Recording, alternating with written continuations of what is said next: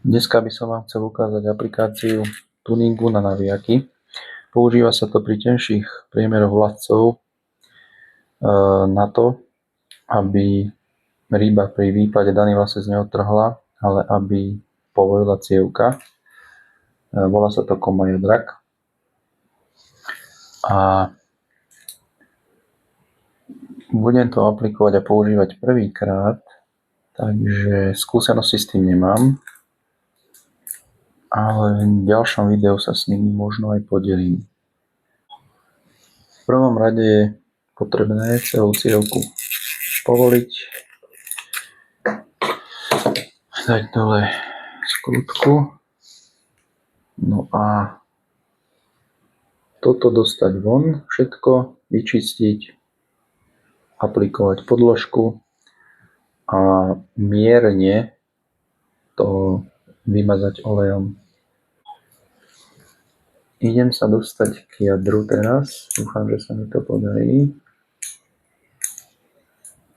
Dobre, toto je dole. Teraz táto kovová krytka, no a potom je tu tá podstenná, takzvaná podstenná podložka. Dám preč a toto budem musieť odmastiť. Použijem na to takýto obyčajný jemný papier a potom technický lieh.